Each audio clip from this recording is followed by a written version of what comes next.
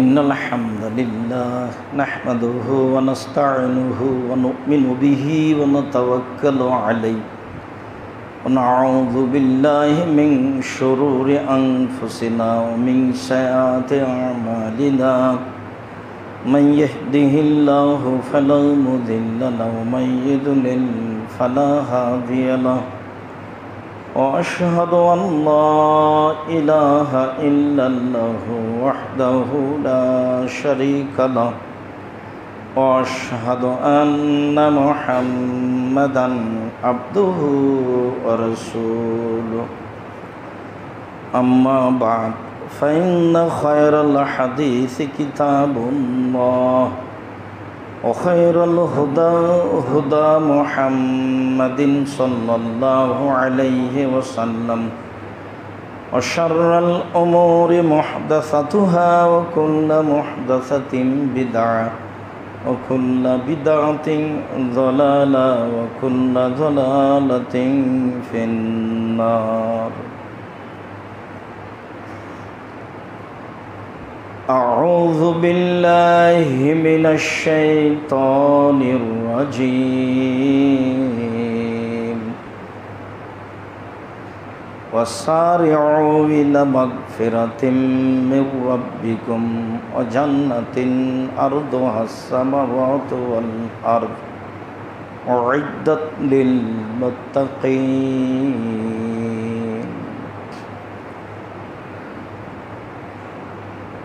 عن ابن عباس رضي الله تعالى عنه قال قال رسول الله صلى الله عليه وسلم أحب الأعمال إلى الله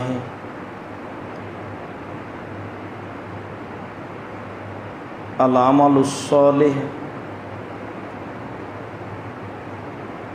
من هذه الأيام الأيام العشر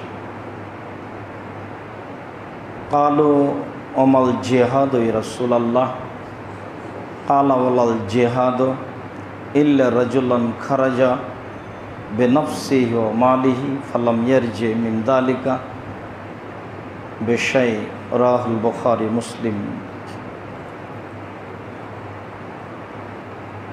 عن ابن عباس رضي الله تعالى عنه قال قال رسول الله صلى الله عليه وسلم ليس أعظم عند الله ولا أحب إلى الله العمل فيهن من هذه الأيام العشر فأكثروا فيها من التسبيح والتحميد والتهليل والتكبير إلى آخر الحديث রাহ ইবনে মাজাহ বিসানাদিন সাহিহ। সম্মানিত মসজিদের মুসাল্লি, প্রশংসা আল্লাহর জন্য, শান্তি অবতীর্ণ হোক আল্লাহর রাসূলের উপর সাল্লাল্লাহু আলাইহি ওয়াসাল্লাম। আমরা 2020 সালের করোনাকে সামনে রেখে বাইতুল হাম জামে মসজিদ ডাঙ্গিপাড়া পাওয়া রাজশাহীতে ধারাবাহিকভাবে পবিত্রতা ও সালাত নিয়ে আলোচনা করে আসছিলাম। আমরা আলোচনার যে পর্যায়ে পৌঁছেছি তাতে সালাতে সালাম ফেরার পরে কি বলতে হবে এইগুলি আমরা ধারাবাহিকভাবে বলেছি, যা আমাদের জামিয়া সালাফিয়ার পক্ষ থেকে সম্প্রচারিত অনলাইন আল ইতেসাম টিভিতে আপনারা ধারাবাহিকভাবে দেখে আসছেন। কোরআন এবং সহিহ হাদিসের ভিত্তিতে প্রশ্নের উত্তর, দিন ধর্মের আলোচনা অনলাইন আল ইতেসাম টিভির মাধ্যমে আমরা জাতির সামনে ধারাবাহিকভাবে পেশ করার চেষ্টা চালিয়ে যাচ্ছি। মানুষ হিসাবে ত্রুটি করছি বলে আমার মনে হয় না। কোনো জায়গাতে ভুল থাকতেও পারে, ঘাটতি থাকতেও পারে, থাকবে, এ কথাই স্বাভাবিক। মাঝে মধ্যে সময়ের গতিতে বক্তব্যের বিষয় পরিবর্তন হয়ে থাকে বা বাইতুল হাম জামে মসজিদ ডাঙ্গিপাড়া পাওয়া রাজশাহী ছেড়ে খুব কাছের মানুষ আপনারা বংশাল, মালিটোলা, সুরিটোলায় আসলেও বিষয় পরিবর্তন হয়ে থাকে। এরপরেও গত জুমায় যে আলোচনা বায়তুল হাম জামে মসজিদে পেশ করেছিলাম, আপনারা আমাদের কাছে কতটুকু নতুন মুখ ওই বিষয় সম্পর্কে তা আমি নিশ্চিত নই, মর্মে বিষয়টি আবারও আলোচনা করার চেষ্টা করব ইনশাল্লাহুল আজিজ। মর্মে আজকে বক্তব্যের বিষয় জুলহিজ্জা মাসের 1 তারিখ থেকে নিয়ে 10 তারিখ 13 তারিখ পর্যন্ত করণীয়।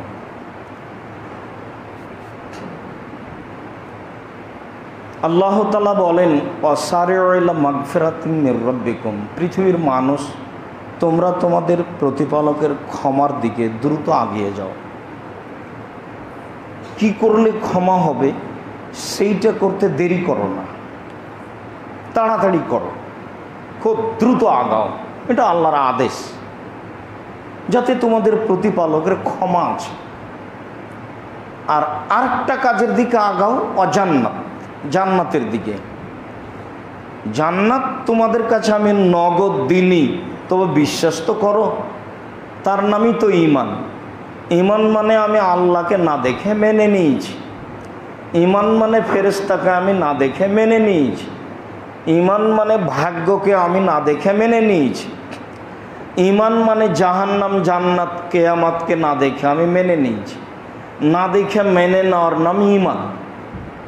যার কারণেই মানুষ অনেক অংশ মানে না, অনেক দল দেখা যায়, বিভ্রান্তি দেখা যায়, দেখা দিবে, এটাই স্বাভাবিক। অনেক আলেমের আকিদা এইটা, অনেকের আলেম আকিদা ওইটা। এই আকিদা আরবি শব্দ, বিশ্বাস, গিরে, দৃঢ়তা। আপনার ইনি ইংরেজি শিক্ষক, আপনার খুব ভালো ধারণা, ইনি ইংরেজি বুঝেন। আমি যদি বলি না বুঝেন না, তাহলে আপনার মান সম্মানে লাগে, আপনার মেজাজ গরম হয়ে ওঠে। তার মানে আপনার বিশ্বাসের বিরুদ্ধে কথা বলেছে। এর নাম আকিদা, এর নাম বিশ্বাস। তো তোমরা তোমাদের প্রতিপালকের দিকে, ক্ষমার দিকে দ্রুত এগিয়ে যাও। আর জান্নাতের তো, জান্নাত তো দেখিনি, মেনে নিয়েছি, তো জান্নাতের দিকে দ্রুত এগিয়ে যাও। আরযুহা বাইনাস সামাওয়াতি ওয়াল আরদ, যার প্রশস্ততার ব্যবধান আকাশ জমিনের ফাঁকার ব্যবধান। আর না হলে আকাশ জমিন ফাঁকা তিনটে মিলে যত হবে তত তার প্রশস্ততা, নইলে তোমার ঘরটাই তত প্রশস্ত। সেই জান্নাতের দিকে দৌড়িয়ে যাও। উইদ্দাত লিল মুত্তাকিন, শেষের বাক্য উল্টে গেল, মানে ওইভাবে আর থাকলো না যে আমি তোমাদের জন্য তৈরি করেছি, দৌড়িয়ে যেয়ে ঢোকো। এখন বলছে যে ওইটা আমি প্রস্তুত করেছি পরহেজগার মানুষের জন্য। আগের দুইটা বাক্যে বললেন, নিজেই বলছেন দৌড়াও দৌড়াও দৌড়াও, তোমাদের প্রতিপালকের ক্ষমার দিকে দৌড়াও, এটা আদেশ আল্লাহর, দৌড়াও। তারপর বলছেন জান্নাতের দিকে দৌড়াও। এবার পরের বাক্য ওইভাবে আর বললেন না, বললেন যে এটা প্রস্তুত আছে পরহেজগার মানুষের জন্য, পরহেজগার মানুষের জন্য এটা রেডি করা আছে, প্রস্তুত। তা হাদিসে কুদসি বুখারী মুসলিম একটা হাদিস শোনাই। ইবনে আব্বাস রাদিয়াল্লাহু তাআলা আনহু বলেন, রাসূল সাল্লাল্লাহু আলাইহি ওয়াসাল্লাম বলেছেন, আল্লাহ তাআলা বলে, আদাত্তু ইবাদিয়াল সালিহিনা, আমি আমার ভালো বান্দাদের জন্য এমন কিছু করেছি, পুরুষ নারী ভালো মানুষের জন্য আমি এমন কিছু করেছি, মারা তাইনুন, চোখ কোনোদিন দেখেনি, আমা সামিয়াত ওজুনুন, কান কোনোদিন শোনেনি, আমা খাতারা বেকালবে বাসার, সোনার দেখা তো বহু দূরের কথা, মানুষের অন্তর কোনোদিন ভাবতে পারেনি যে থাকা খাওয়ার ব্যবস্থা এত উন্নত মানের হতে পারে। তার নাম জান্নাত। আমি প্রস্তুত করেছি, হাদিস বুখারী মুসলিম। মানে যেভাবে বলছি কিয়ামত পর্যন্ত এভাবেই থাকবে, সুই ঢোকানোর কোনো সুযোগ নাই। আল্লাহে আল্লাহর কসম, আল্লাহে আল্লাহর কসম, আল্লাহে আল্লাহর কসম, আমি আব্দুর রাজ্জাক বিন ইউসুফ 90 সাল থেকে নিয়ে এখন পর্যন্ত কোনোদিন অপ্রয়োজনীয় বাক্য বলিনি, কোনোদিন কেসা কাহিনী বলিনি, কোনোদিন কোনো দল মাঝহাবকে নিয়ে কথা বলিনি, কোনোদিন কোনো ব্যক্তিকে নিয়ে কথা বলিনি। আমি এটা প্রয়োজন মনে করিনি। আর জাতিকে কোনো একটা বাক্যে আমি ফাঁকি দিয়েছি, এটা আমার মনে বলে না। আর কোনো একটা বাক্য আমি আমার নিজের স্বার্থে বলেছি এটা আমার মনে বলে না, আমার স্বার্থের প্রয়োজন নেই। আমার দাদা আমার বাপকে নিয়ে ভাবতেন না, আমার বাপ আমাদেরকে নিয়ে ভাবতেন না, আমিও আব্দুল্লাহ আব্দুর রহমান আব্দুর রহিমকে নিয়ে ভাবি না। ওরা এসেছে ওদের রিজিক নিয়ে এসেছে, খালি আসেনি, এইটা তো বিশ্বাস।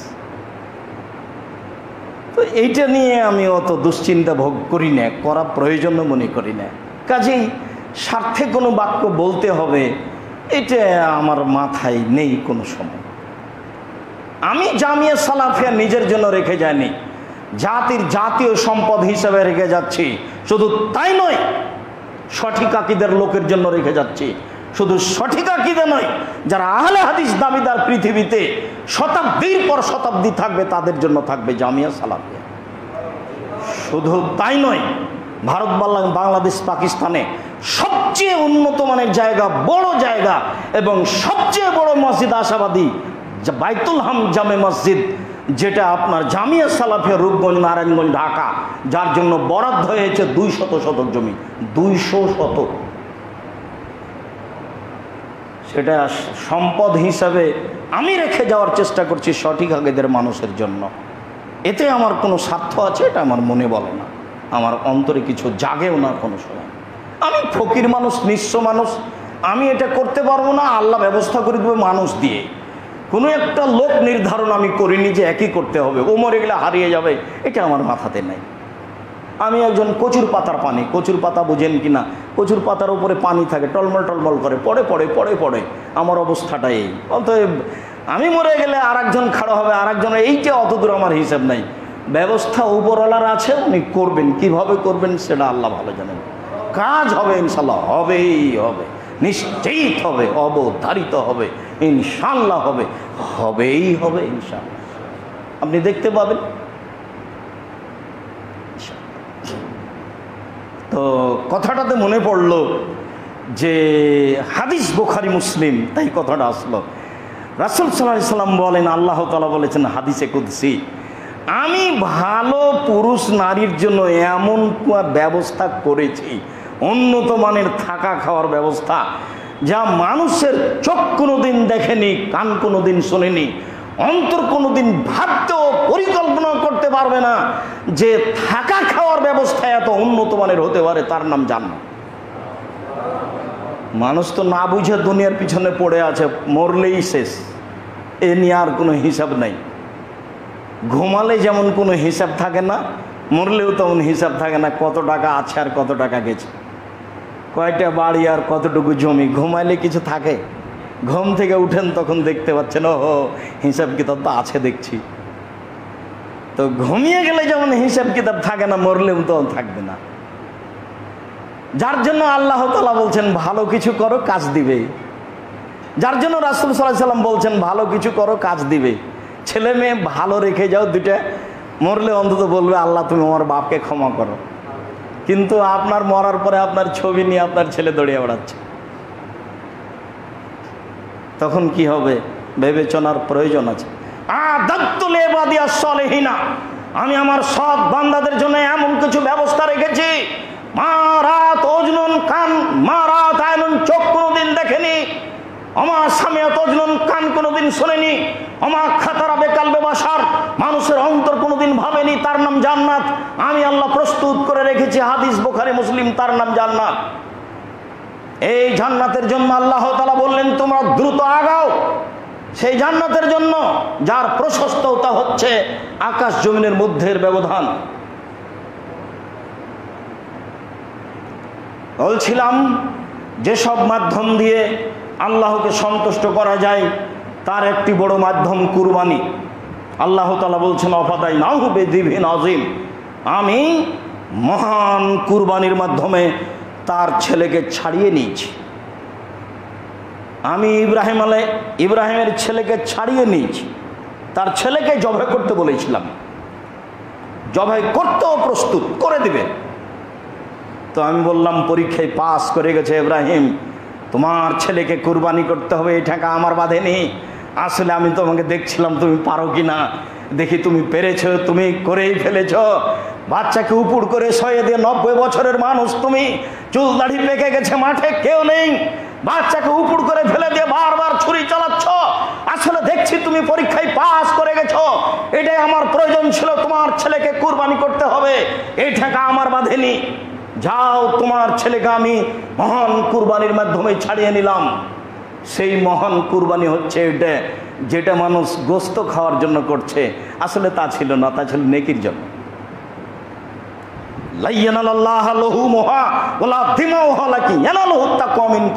তোমাদের গোস্ত, তোমাদের রক্ত, তোমাদের মাংস, তোমাদের গরুর চামড়া, তোমাদের কোনো কিছু আল্লাহর কাছে পৌঁছে না, তোমাদের ভিতরটা পৌঁছে। অন্তর যেমন নেকি তেমন আত্মাকুয়াহাহুনা, পরহেজগারিতা এখানে, পরহেজগারিতা এখানে, পরহেজগারিতা এখানে। পরহেজগার মানুষের জন্য আমি জান্নাত প্রস্তুত করেছি। যার অন্তর পরিষ্কার পরহেজগার, কুরবানি তারই কবুল হবে, এই কথা আল্লাহ তাআলা বলছে। গোস্ত খাওয়ার সুযোগ আল্লাহ আমাদের প্রতি দয়া করেছেন। গোস্ত খাওয়ার তো সুযোগ ছিল না, সেটা ছিল আকাশ থেকে আগুন এসে চলে যাবে। তো সেটা একটা মান সম্মানেরও ব্যাপার ছিল। যদি কবুল না হয় তাহলে তো ধরা খেয়ে গেলাম যে আমার টাকা হারাম। দুই ভাই, পৃথিবীতে আর কেউ নাই যার টাকা কুরবানি কবুল হয়নি, তো সে তো খেপে উঠেছে, আমি অপমানে থাকবো, তোকে মেরেই মরবো। তো অপমানে থাকবে না, তখন মেরে দিয়েছে ওর ভাইকে, হাবিলকে, যে আমার কুরবানি কবুল হলো না। পরবর্তীতে সবাই বলবে, লোকে বলবে ও ভালো মানুষ নয়, তার জন্য কুরবানি কবুল হয়নি। দেখছো থেকে গেল, আমারটা কবুল হয়ে গেছে, আকাশ থেকে আগুন এসে জ্বলে গেছে। তো আকাশ থেকে আগুন এসে জ্বলে গেলে তো আমাদের একটা মান সম্মানের ব্যাপার থাকতো। আমি তোমাদের মান সম্মানের প্রতি লক্ষ্য করে কুরবানির গোস্ত খাওয়ার ব্যবস্থা করে দিয়েছি। এর অর্থ এই নয় যে তুমি হারাম পয়সাতে কুরবানি দিবা, আর এর অর্থ এই নয় যে ভালোটাকে দুর্বল করে দেখাবা।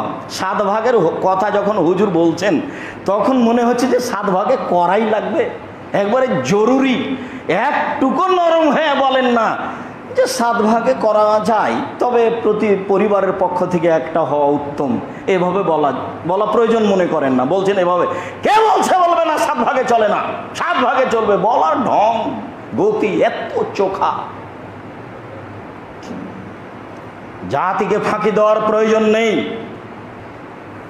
আমি সব জানি এ কথা বলি না, আমি একজন সাধারণ মানুষ। তবে মাওলানা আব্দুল্লাহিল কাফি আল কুরাইশি রাহিমাহুল্লাহ আজ থেকে অনুমান 70-80 বছর আগে বলেছেন, একটা গরুতে 7টা পরিবার অংশগ্রহণ করবে, এরকম খুদ আমি আব্দুল্লাহিল কাফি আল কুরাইশি অবগত নই। আমি একজন সাধারণ খাদেম, 20 বছরের তদন্ত জাতির সামনে পেশ করছি।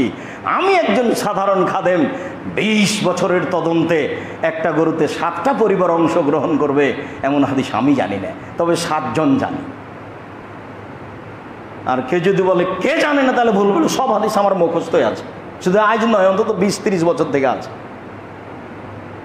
সব হাদিস একটা না, যত হাদিস আছে সব মুখস্থ আছে। এখন একটু কমে গেছে, তখন তো ঘন্টার ঘন্টা হাদিস অনুবাদ করার একটা গতি ছিল। সম্মানিত দিনী ভাই বোন, তো আল্লাহকে সন্তুষ্ট করার একটা বড় মাধ্যম হচ্ছে কুরবানি, আর একটা বড় মাধ্যম হচ্ছে এই কুরবানির প্রথম 10 দিন। আল্লাহর নিকটে এমন কোনো উত্তম দিন নেই যেই দিনের এবাদত উত্তম হতে পারে কুরবানির 10 দিনের এবাদতের চেয়ে। এই কথা রাসূল সাল্লাল্লাহু আলাইহি ওয়াসাল্লাম বলেন, হাদিস বুখারী মুসলিম। তখন সাহাবীগণ বলছেন, আল্লাহর নবী, তাহলে জেহাদও কি এর চেয়ে উত্তম নয়? জেহাদ করলো একটা বড় কাজ, ফলাফল জান্নাত, সেটাও কি এ 10 দিনের চেয়ে উত্তম নয়?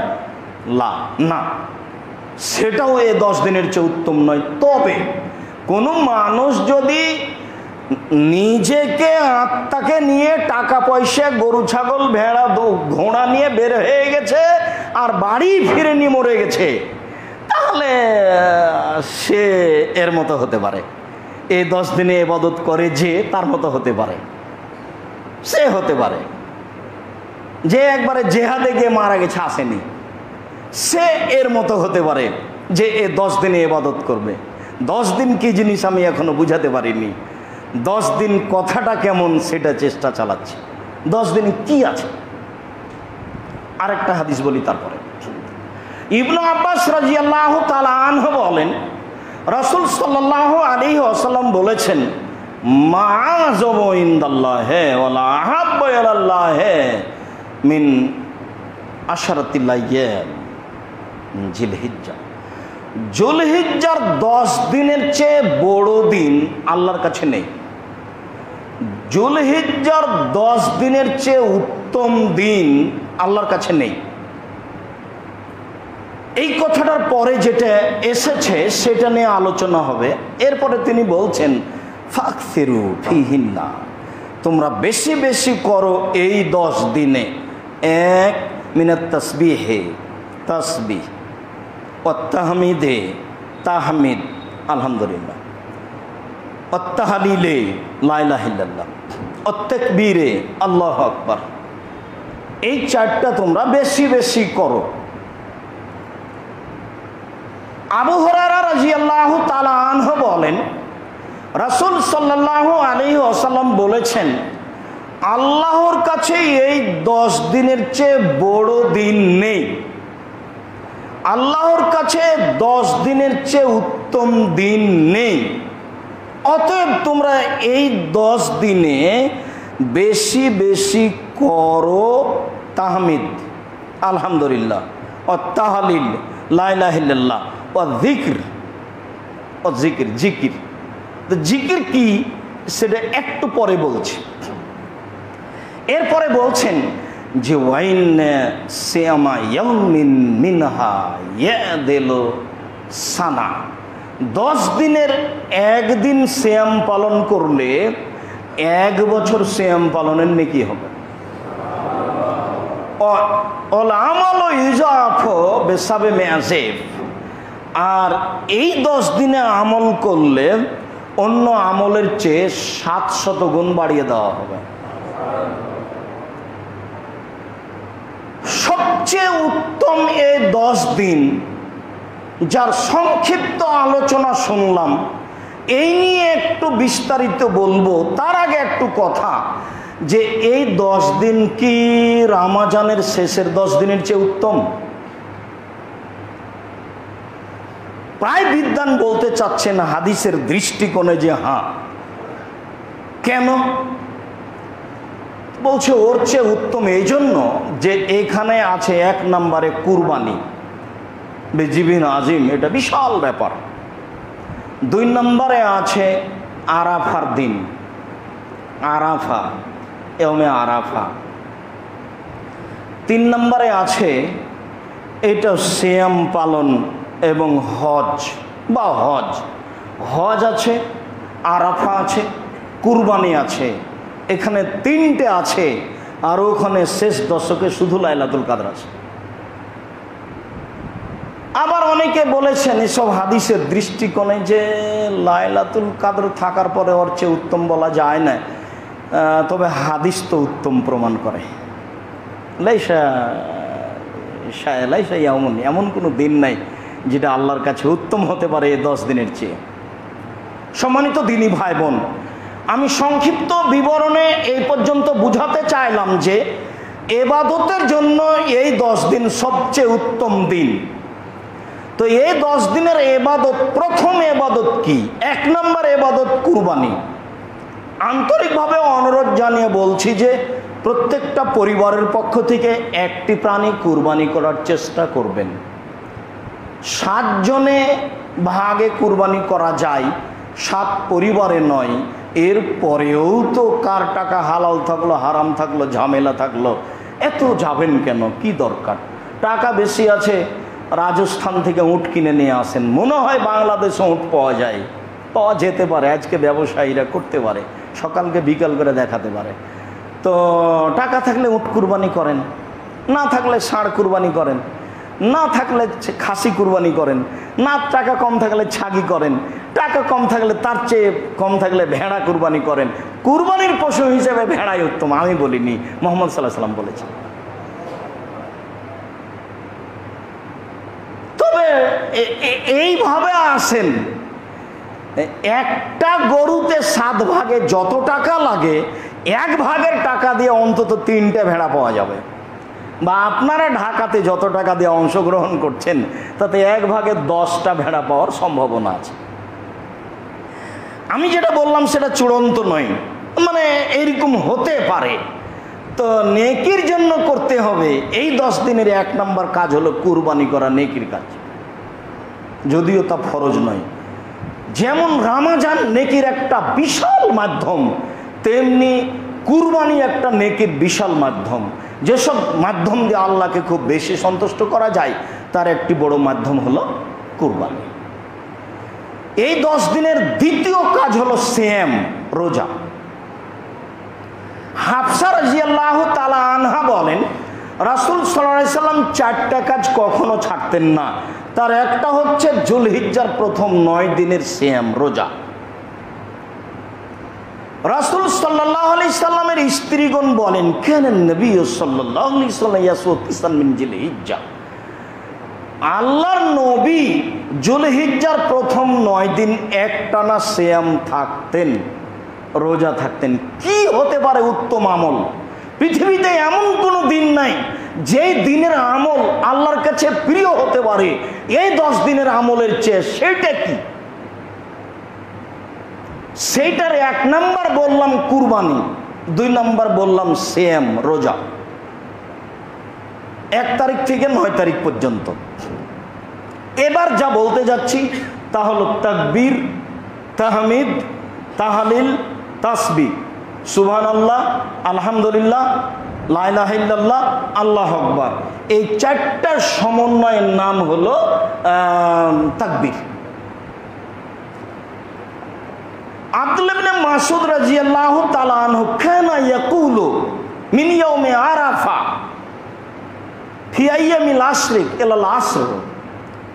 আব্দুল্লাহ ইবনে মাসউদ আরাফার দিন থেকে নিয়ে কুরবানির পরের দিন 3 দিন পর্যন্ত বলতেন, আল্লাহু আকবার, আল্লাহু আকবার, লা ইলাহা ইল্লাল্লাহ, আল্লাহু আকবার, আল্লাহু আকবার, ওয়ালিল্লাহিল হামদ। ইমাম বুখারী রাহিমাহুল্লাহ বলেন, কানা ইয়া আব্দুল্লাহ ইবনে উমর আবু হুরায়রা ইখরুজানি ইলা সুক ওয়া ইয়াকুলানি। আব্দুল্লাহ ইবনে উমরের ছেলে আর আবু হুরায়রা রাদিয়াল্লাহু তাআলা আনহু তারা বাড়ি থেকে বের হয়ে বাজারের দিকে যেতেন, তাকবীর পাঠ করতেন। ওয়াকাবিরুন নাস বিতাকবীরিহিমা, জনগণও তাদের তাকবীরের সাথে তাকবীর বলতেন।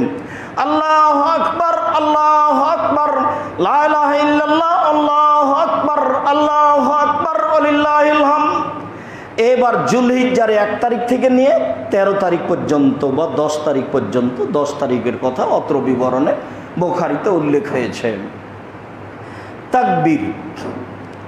সামরা ইবনে জুনদুব রাদিয়াল্লাহু তাআলা আনহু বলেন, রাসূল সাল্লাল্লাহু আলাইহি ওয়াসাল্লাম বলেছেন, আফজালুল কালাম ইলাল্লাহি আরবা, আল্লাহর নিকটে সবচেয়ে উত্তম কালেমা 4টে, সুবহানাল্লাহ, আলহামদুলিল্লাহ, আল্লাহু আকবার, লা ইলাহা ইল্লাল্লাহ।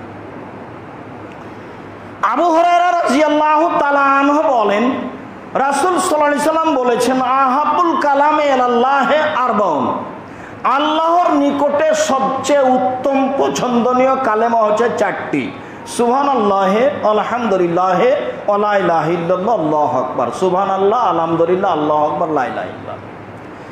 রাসূল সাল্লাল্লাহু আলাইহি ওয়াসাল্লাম বলেন, না নাকুলা, আমার মন চায়, আমি ভালোবাসি যে আমি বলবো সুবহানাল্লাহ, আলহামদুলিল্লাহ, ওয়া লা ইলাহা ইল্লাল্লাহ, আল্লাহু আকবার।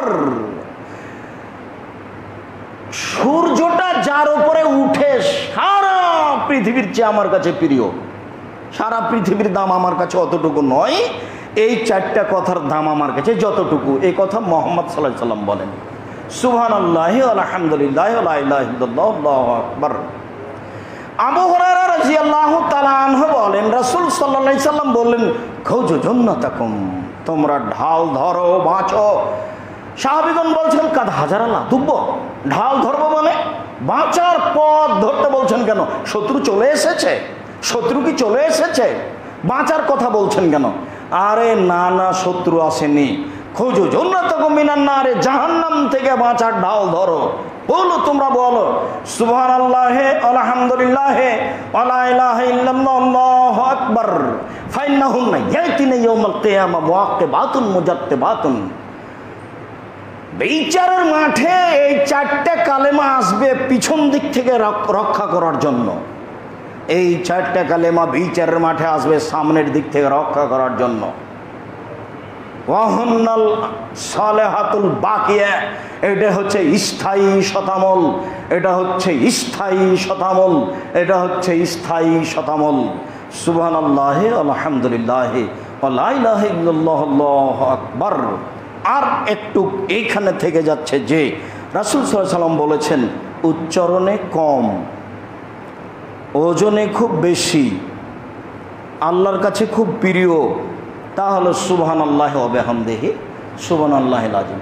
সম্মানিত দ্বীনী ভাই বোন, আমি আপনাদেরকে আন্তরিকভাবে অনুরোধ জানিয়ে বলতে চাচ্ছি যে আমাদের কর্ম হিসাবে তৃতীয় কর্ম এই 10 দিনে 13 দিনে যাতা হচ্ছে এই আল্লাহু আকবার আল্লাহু আকবার লা ইলাহা ইল্লাল্লাহ আল্লাহু আকবার আল্লাহু আকবার ওয়ালিল্লাহিল হামদ সুবহানাল্লাহি আলহামদুলিল্লাহি ওয়া লা ইলাহা ইল্লাল্লাহ আল্লাহু আকবার সুবহানাল্লাহি ওয়া বিহামদিহি সুবহানাল্লাহিল আযীম। উঠতে বলেন, বসতে বলেন, ঘুমাতে বলেন, চলতে বলেন, সালাতের পরে বলেন, খাওয়ার পরে বলেন, বলতে থাকেন। এটা হলো তৃতীয় কর্ম হিসাবে দ্বীনী ভাই বোনকে গ্রহণ করার জন্য অনুরোধ জানাচ্ছি। আল্লাহ আমাদেরকে বুঝে আমল করার তৌফিক দান করা। আল্লাহুম্মা আমিন। আল্লাহুম্মা সাল্লি আলাইহি আল্লাহুম্মা বারিক আলাইহি। আলহামদুলিল্লাহ ওয়াহদা ওয়াসসালাতু ওয়াসসালামু আলা মান লা নাবিয়্যা বা'দা। ওই হাদিসগুলির মধ্যে শেষে একটা বাক্য ছিল যে এই 10 দিনে জিকির আছে। এতক্ষণ তো বুঝলাম কুরবানি, তারপরে বুঝলাম যে সেম, তারপরে বুঝলাম যে তাকবীর, তারপরে বুঝি জিকির। জিকির কি? জিকির কি এগুলো নয় আব্দুর রাজ্জাক সাহেব যেগুলো বললেন এতক্ষণ? হ্যাঁ, সেইগুলো জিকির। তবে জাবের রাদিয়াল্লাহু তাআলা আনহু বলেন রাসূল সাল্লাল্লাহু আলাইহি সাল্লাম বলেছেন আফদালু যিকরি লা ইলাহা ইল্লাল্লাহ, সবচেয়ে উত্তম জিকির হলো লা ইলাহা ইল্লাল্লাহ। এখন আমার মাঝহাবী ভাইরা কেউ কেউ বলে লা ইলাহা লা ইলাহা, আবার কেউ কেউ বলে ইল্লাল্লাহ ইল্লাল্লাহ, কেউ বলে আল্লাহ, কেউ বলে হু, যার কারণে আমরা এটাই বাদ দিয়ে দেবো। এটা ঠিক নয়, ওদের পদ্ধতি ভুল। তো পদ্ধতির ঠিকে বলি না, এই 10 দিনে সবচেয়ে বেশি বলবো লা ইলাহা ইল্লাল্লাহ, যখন তখন বলবো লা ইলাহা ইল্লাল্লাহ, লা ইলাহা, সালাতের পরে বলবো। একে সময় ভাগ করে দেবো, এর জন্য 2 মিনিট 1 মিনিট লা ইলাহা ইল্লাল্লাহ। আমর ইবনে শুআয়ব তার পিতা থেকে, তার দাদা থেকে বর্ণনা করেন যে রাসূল সাল্লাল্লাহু আলাইহি সাল্লাম বলেছেন খায়রু দুআ দুআ ইয়াউমে আরাফা ওয়া খায়রু মা কুলতু আনা ওয়া খায়রু মা কাল নবী ওয়াল আম্বিয়া। সবচেয়ে উত্তম দোয়া আরাফার দিনের দোয়া, সবচেয়ে উত্তম দোয়া যে দোয়া আমি বলেছি, সবচেয়ে উত্তম দোয়া যে দোয়া সকল নবী বলেছেন, সেটা হলো লা ইলাহা ইল্লাল্লাহু ওয়াহদাহু লা শারীকা লাহু লাহুল মুলকু ওয়া লাহুল হামদু ওয়া হুয়া আলা কুল্লি শাইইন কাদির। এটা জিকির। যে জিকির আমি করেছি, যে জিকির আরাফার মাঠে চলে, যে জিকির সকল নবী করেছেন, সেই জিকিরই সবচেয়ে উত্তম জিকির। লা ইলাহা ইল্লাল্লাহু ওয়াহদাহু লা শারীকা লাহু লাহুল মুলকু ওয়া লাহুল হামদু ওয়া হুয়া আলা কুল্লি শাইইন কাদির। আপাতত আপনার সামনে জিকির হিসাবে এই 2টা পেশ করলাম। ওইগুলো জিকির, তবে ওগুলোর নাম তাসবিহ, আর জিকির হিসাবে এইগুলোকে বেশি ব্যবহারের জন্য অনুরোধ রইল।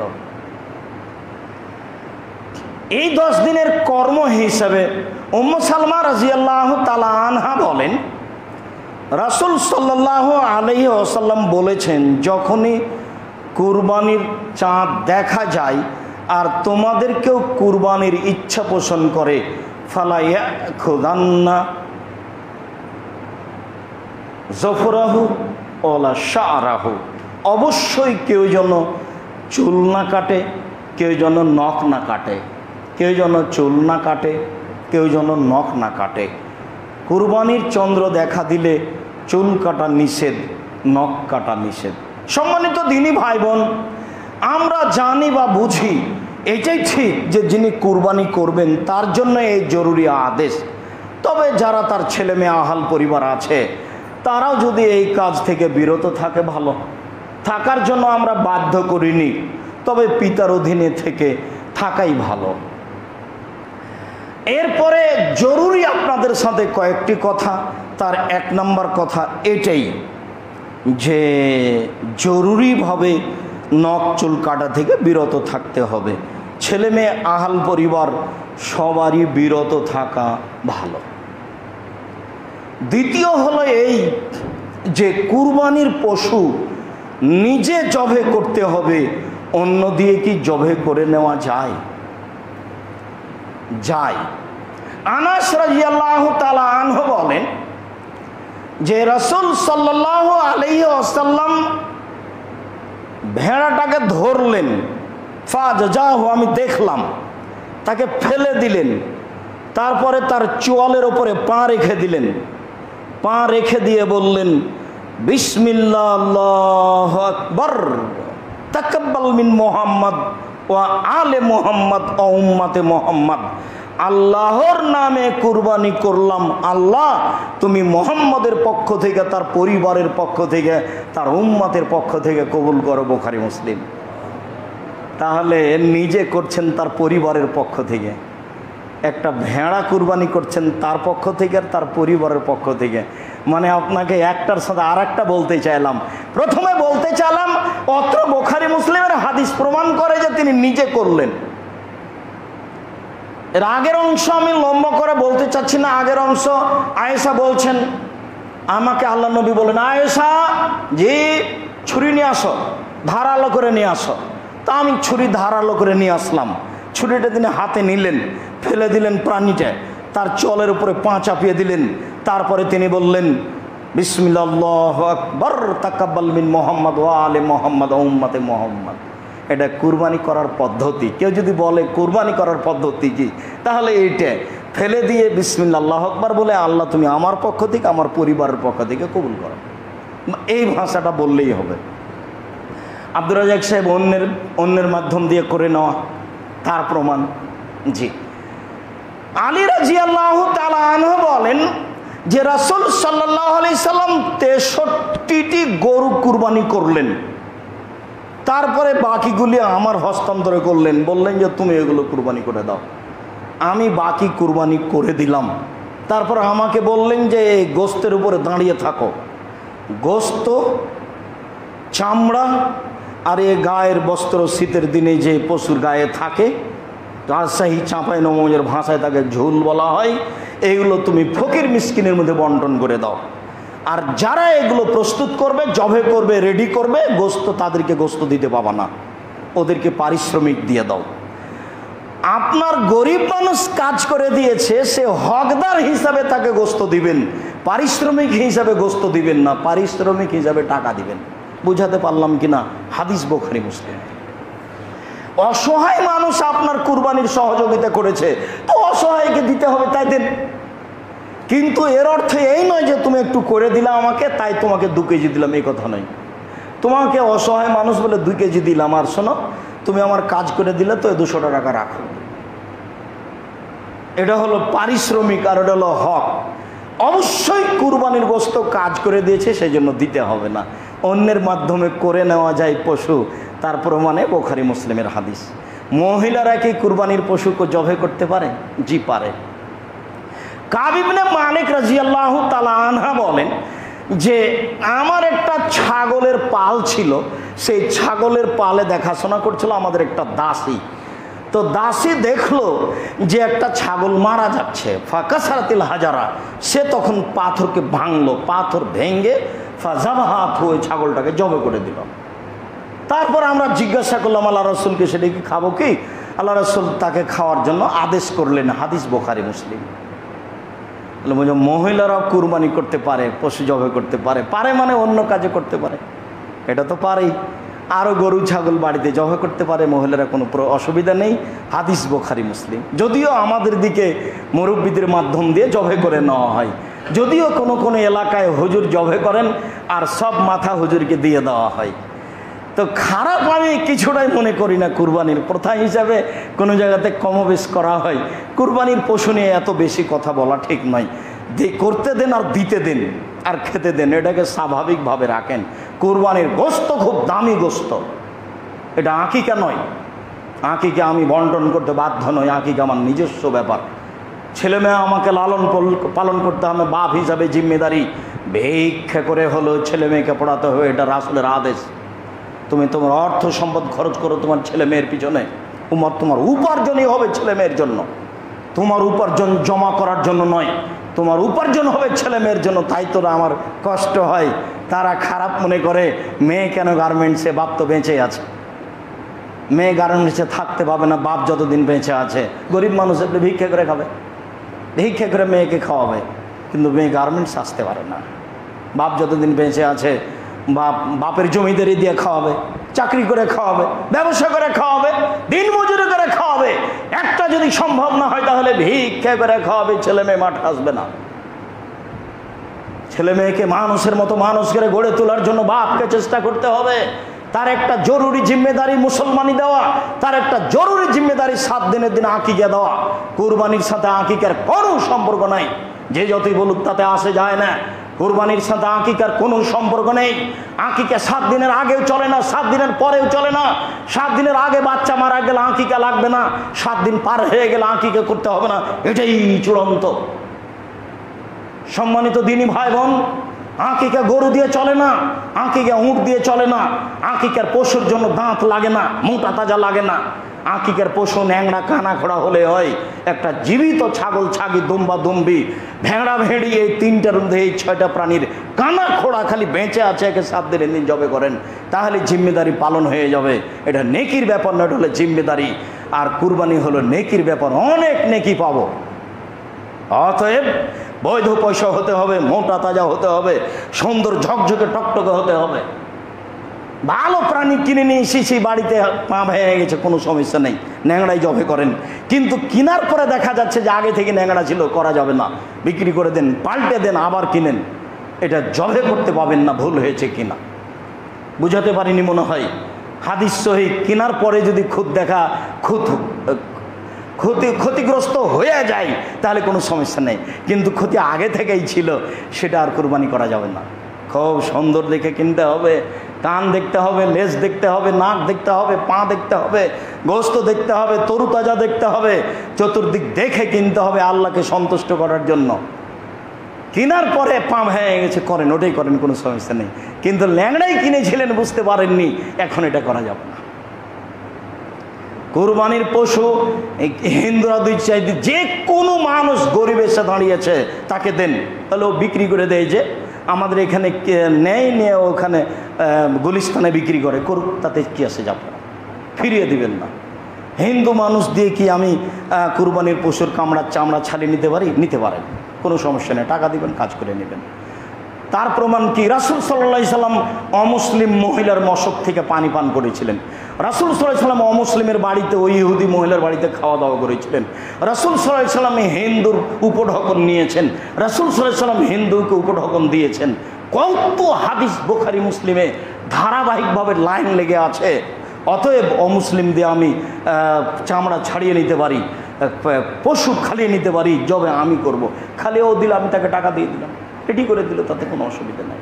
সম্মানিত দিনী ভাই বোন, কুরবানির চন্দ্র ওঠার পরে কোনো পশু প্রাণী জবে করা যাবে না, এটা ভুল। জবে করা যাবে, শুধুমাত্র যারা হজের এহরাম বেঁধেছে তারাই কোনো পশু প্রাণী জবে করতে পাবে না। এছাড়া সবার জন্য পশু প্রাণী জবে করা হালাল। নখ কাটতে পাবে না, চুল কাটতে পাবে না, পশু জবে করতে পাবে না, এই কথা তো রাসূল সাল্লাল্লাহু আলাইহি সাল্লাম বলেননি। পশু জবে করতে পারবে, কোনো সমস্যা নেই। চন্দ্র ওঠার পরে পশু জবে করাতে কোনো সমস্যা নেই। সম্মানিত দিনী ভাই বোন, আমরা আপনাদেরকে কুরবানির পশুর ব্যাপারে কিছু গুরুত্বপূর্ণ কথা বলার পরে শেষের দিকে এসে অনুরোধ জানাচ্ছি যে, মধ্যখানে যেই কথা বলছিলাম সেই কথার দিকে আবার ফিরে যাই। আবার ফিরে গিয়ে বলি যে, আপনারা বংশাল, মালিটোলা, সুরিটোলার মানুষ, আমি আপনাদের পাশে আসি, দিন ধর্মের কথা বলি, এটা আমার মনের ঐকান্তিক চাহিদা। কোনো কোনো মসজিদে কেন আমি যেতে পারি না তা আমি নিজেও জানি না, যদিচ আমি কিছু কিছু কারণ আঁচ করি।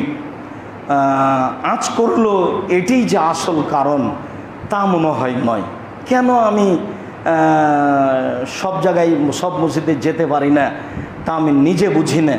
তবে আপনি মনে রাখবেন, আমার জীবনে আমি 1 মিনিটের জন্য কোনো দিন দল সংগঠন করিনি, করবও না ইনশাআল্লাহ। আমার ভিতরে সংকীর্ণতা নিয়ে পৃথিবী থেকে যেতে আমি রাজি নই। কাউকে কম ভালোবাসবো, কাউকে বেশি ভালোবাসবো, কাউকে আমার দরজা আসতে দিব না, এরকম কোনো হিসাব নিকাশ নিয়ে আমি আব্দুর রাজ্জাক বিন ইউসুফ দুনিয়া থেকে বিদায় হতে রাজি নই। মর্মে আপনারা আহলে হাদিস মানুষ, আপনাদের কাছে আমি আসি, আপনাদেরকে আমি যথাযথভাবে দিনী ভাই বোন হিসাবে মূল্যায়ন করার চেষ্টা করি। আমার হায়াত পর্যন্ত আপনাদেরকে যথাযথভাবে মূল্যায়ন করার চেষ্টা করব ইনশাআল্লাহ। দ্বিতীয় কথা, দিনের ব্যাপারে আপনাদেরকে আমি ফাঁকি দেবো সরিষা সম পরিমাণ, এরকম আমার মনে বলে না। আমি কোরআন হাদিস খুব বেশি দেখার চেষ্টা করি, তদন্ত করার চেষ্টা করি, যেটা চূড়ান্ত সঠিক সেটা বলার চেষ্টা করি। মানুষ হিসাবে কোথাও ঘাটতি থেকে যেতে পারে। তারপরে আপনাদের সামনে যেটা রেখে যাচ্ছি সেটা হচ্ছে জামিয়া সালাফিয়া আপনাদের নিজস্ব সম্পদ। যদি নিজের অর্থ সম্পদকে জামিয়া সালাফিয়ার চেয়ে বেশি ভালোবাসেন তাহলে ভুল হবে বলে আমি মনে করি। আমি আমার নিজের জীবন কত ভালোবাসি না, আমি জামিয়া সালাফিয়াকে যত ভালোবাসি। আমি বলেছি তুমি সর্বশক্তিমান। আমি জামিয়া সালাফিয়া নিজে করতে আসিনি। 2013 সালের 5ই জুলাই আমি রূপগঞ্জ নারায়ণগঞ্জ হাটাপথে প্রোগ্রামে গেছিলাম। 90 বছরের একজন বৃদ্ধ মানুষ ডাক্তার আব্দুস সোবহান আমাকে এগুলি দেখালেন। না আমি কিছু করতে পারি না, আপনি কি করতে পারেন দেখেন, ভাবা যায়। আর একদিন গেলাম, দেখলাম গুলজার মাস্টার একজন ক্ষমতাধর মানুষ। এক পর্যায়ে সম্মতি জানালাম, সেটাই হচ্ছে জামিয়া সালাফিয়া।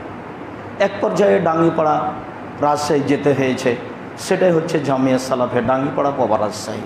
আমি নিজের জিম্মেদারিতে এগুলো কিছু করেছি, আমার মনে বলে না। কাজে আমি এটা নিজস্ব সম্পদ মনে করি না, এটা সঠিক আকীদার মানুষ যারা তাদের সম্পদ মনে করি। মর্মে সমস্ত দিনী ভাই বোন, সকল দিনী ভাই বোনকে, বিশেষভাবে সঠিক আকীদার ভাই বোন যারা, আমি তাদেরকে আন্তরিকভাবে অনুরোধ জানাই আপনারা একটু জামিয়া সালাফিয়ার জন্য দোয়া করবেন। আল্লাহ যেন এটাকে কবুল করেন। উপরে যদি কবুল হয়ে যায় পৃথিবীর কোনো মানুষ তাকে ঠেকাতে পারবে না। আর একবার যদি ওপরে নড়চড় হয়ে যায় পৃথিবীর কোনো মানুষ তাকে সংশোধন করতে পারবে না। আমার অন্তরে কোনো ত্রুটি আছে আমি তা বুঝতে পারি না, আমি 10 পয়সার ক্ষতি করি না, এটা আমার বিশ্বাস। আমার এটাই সাহস, আমি কাজে কেন সফল হব তাতে আমার এটাই অন্তর কাজ করে যে আমি 10 পয়সার ক্ষতি করি না, আমি সফল হব ইনশাআল্লাহ। তো আপনারা জামিয়া সালাফের জন্য আন্তরিকভাবে দোয়া করবেন। জামিয়া সালাফের পক্ষ থেকে যেগুলো বড় বড় কাজ আছে তার একটা কাজ হচ্ছে এতিম লালন পালন করা। জামিয়া সালাফের 200 জন এতিম আছে, ছেলে মেয়ে, তাদের লালন পালন হয়। জামিয়া সালাফিয়াদের যেসব কাজ আছে তার একটা বড় কাজ আছে অনলাইন আল ইতেসাম টিভি, যেখানে দিন প্রচার করা হয় নিয়মিত। জামিয়া সালাফিয়ার পক্ষ থেকে একটি বড় কাজ আছে মাসিক আল ইতেসাম পত্রিকা, যাতে 50টা প্রশ্নের উত্তর আছে, 10 জন মুফতি আছেন, 12-14 জন গবেষক লেখক অনেক আছে। ব্যয়বহুল খরচের একটা পত্রিকা আছে মাসিক আল ইতেসাম পত্রিকা। জামিয়া সালাফের পক্ষ থেকে আরও বড় কাজ আছে, তার একটা বড় কাজ হচ্ছে এখন এই শ্বাসকষ্ট মানুষকে লক্ষ্য করে ফ্রি অক্সিজেন বিতরণের ব্যবস্থা। এগুলো জামিয়া সালাফে করে থাকে। জামিয়া সালাফের রোহিঙ্গাদের অনেকে উপর করেছে, করে যাচ্ছে। জামিয়া সালাফের সময়ে সময়ে অসহায় মানুষের পাশে দাঁড়ানোর চেষ্টা করে। মর্মে আমি মনে করি আপনাদের একটা বড় সম্পদ। জামিয়া সালাফে 500 জন অসহায় ছেলে মেয়ে আছে, যাদের বাপ বেঁচে আছে কিন্তু থাকাও যেমন না থাকাও তেমন, অসহায় ছেলে। 500 জন ছেলে মেয়ে জামিয়া সালাফে অসহায় অবস্থায় অবস্থান করে। জামিয়া সালাফে 3850 জন ছেলে মেয়ে পড়াশোনা করে। প্রায় 167 জন শিক্ষক শিক্ষিকা রয়েছে, প্রায় 200 জন শিক্ষক শিক্ষিকা কর্মচারীরা রয়েছে, যার বেতন লাগে প্রতি মাসে 19,50,000, প্রায় 20 লক্ষ বেতন লাগে। তো কুরবানির মাসকে লক্ষ্য করে আমরা তেমন কোনো ব্যবস্থা করতে পারিনি, যদিচ আপনাদের কাছেরটা ব্যবস্থা করা গেছে। তো এইভাবে জামিয়া সালাফে বিশাল খরচ হয়। দোয়া করবেন, আর মনে করলে দানের হাত প্রশস্ত করবেন। আপনার টাকা না হলে কিন্তু জামিয়া সালাফে হয়ে যাবে, এই কথাটা কিন্তু আপনাকে আমি প্রতিদিনই বলছি আর সব সময় বলতে থাকবো। কিন্তু আমার মন বলে না কোনো সময় যে আপনার 10টা টাকা না হয়েও প্রতি হয়ে যাক, এটা আমি চাই না। আপনার সেখানে আমি 10টা টাকা বলি, কিন্তু 10 টাকা কেন থাকবে, 10,000 10 লাখ থাকবে। 200 শতক জমি, যার নিচে থাকবে গাড়ির পার্কিং ব্যবস্থা, সে কি 2-1 টাকার ব্যাপার জিনিস নাকি? এখন পর্যন্ত বাইতুল হাম জামে মসজিদ রাজশাহী, যেটা 90 শতক জমির উপরে, তাতে 10 কোটি টাকা খরচ হয়ে গেছে প্রায়। এটা একটা বিশাল ব্যাপার, সবাইকে চিন্তা ভাবনা করতে হবে। কিছুই যদি না পারি, দোয়া তো করতে পারবো যে আল্লাহ তুমি ব্যবস্থা করো, তুমি সর্বশক্তিমান। এইটুকু আমার অনুরোধ থাকছে। খুতবার শেষে আরেকটি অনুরোধ থাকছে, যাওয়ার সময়তে মাসিক আল ইতিসাম পত্রিকা সবাই হাতে করে যাবেন। কোনটা নতুন কোনটা পুরাতন এটা নয়, 10 টাকা হোক আর যেটা তারা চাইবে দিয়ে নিয়ে যাবেন। এটা আপনি আপনার ছেলে মেয়ে আপনার আত্মীয় স্বজনকেও দেখবে, যাতে 50টা প্রশ্নের উত্তর রয়েছে। আবারও আলোচনার পুনরাবৃত্তিতে এসে বলছি, সম্মানিত দিনী ভাই বোন, কুরবানিকে যথাযথভাবে মূল্যায়ন করার জন্য আমাদের পক্ষ থেকে আন্তরিকভাবে অনুরোধ রইল। তা হলো বৈধ পয়সা দিয়ে প্রত্যেকটা পরিবারের পক্ষ থেকে অন্তত একটা কুরবানি, টাকা বেশি থাকলে একাধিক করবেন, 5টা 10টা 12টা 15টা 20টা 50টা করেন নেকির কাজ। গরিব মানুষ খেয়ে নেয়, মনটা কোনো সময় খারাপ করবেন না যে চেয়ে নিয়ে গিয়ে গুলিস্তানে বিক্রি করে, করুক, তাতে কী আছে? মনটা খারাপ করার কিছু নেই। কুরবানি একটা বড় নেকির মাধ্যম, সবাই করার চেষ্টা করেন। দ্বিতীয় হলো এই যে কুরবানি মাসে একটু সিয়াম পালনের চেষ্টা করেন। আমাদের পক্ষ থেকে জোরালোভাবে অনুরোধ থাকছে, ইবাদতের সবচেয়ে বড় মাধ্যম হলো সিয়াম পালন করা, আল্লাহকে সন্তুষ্ট করার জন্য। তো 1 তারিখ থেকে সিয়াম পালন করার চেষ্টা করেন। 1 তারিখ তো পার হয়ে গেছে, সম্মানিত আরাফার দিন তো আছে। আরাফার দিনে একদিন সিয়াম পালন করবা, আগে পরে 2 বছরের পাপ ক্ষমা হবে। সেদিনকে ধরে রাখার চেষ্টা করি। আব্দুর রাজ্জাক সাহেব গেছে আজ থেকেই করতে পারি, করেন, ও তার খাস কিছু নাই, আগামীকাল থেকে শুরু করি। তাহলে এই 4টা করতে পারলো, আমি তো আল্লাহকে সন্তুষ্ট করার জন্য সিয়াম তো ধরেছি, 4টা হলো। তারপরে যেটা আছে সেটা হলো তাকবীর। তাকবীর বলতে যেটা বললাম যে আল্লাহু আকবার, আল্লাহু আকবার, লা ইলাহা ইল্লাল্লাহ, আল্লাহু আকবার, আল্লাহু আকবার, ওয়ালিল্লাহিল হামদ, সুবহানাল্লাহি ওয়া আলহামদুলিল্লাহি ওয়া লা ইলাহা ইল্লাল্লাহ, আল্লাহু আকবার, সুবহানাল্লাহি ওয়া বিহামদিহি, সুবহানাল্লাহিল আযীম, যখন তখন দিন রাত সালাতের পরে। এরপরে যদি কিছু নফল সালাত আদায় করা সম্ভব হয়, এরপরে কিছু দান খেরাতকে যদি করা সম্ভব হয়, এরপরে আমি বলছি আল্লাহ এই মালিটোলা মসজিদের যত মুরব্বী মানুষ প্রতিষ্ঠানকে মসজিদকে ভালোবাসত, তারা চলে গেছে, তুমি তাদের কবরের শাস্তি মাফ করো, তুমি তাদের কবরকে প্রশস্ত করো, তুমি তাদের কবরকে আলোকিত করো। যারা দিন ধর্মকে ভালোবাসত তারা চলে গেছে, তুমি তাদেরকে মাফ করো, তুমি তাদের কবরের শাস্তিকে মাফ করো, তুমি তাদের কবরকে প্রশস্ত করো, তুমি তাদের কবরকে আলোকিত করো। আমরা যারা বেঁচে আছি, বাড়িতে হাসপাতালে অসুস্থ অবস্থায় আছি, তুমি তাদেরকে আরোগ্য দান করো। আমরা যারা বেঁচে আছি, তুমি তাদেরকে তোমার রাসূলের পদ্ধতি অনুযায়ী চলার তৌফিক দান করো। বিশেষভাবে জুলহিজ্জার 10 তারিখকে, বিশেষভাবে কুরবানিকে যথাযথভাবে তোমার রাসূলের পদ্ধতিতে বাস্তবায়ন করার তৌফিক দান করো। এই দাবি, এই দাওয়া, এই দোয়া তোমার দরবার।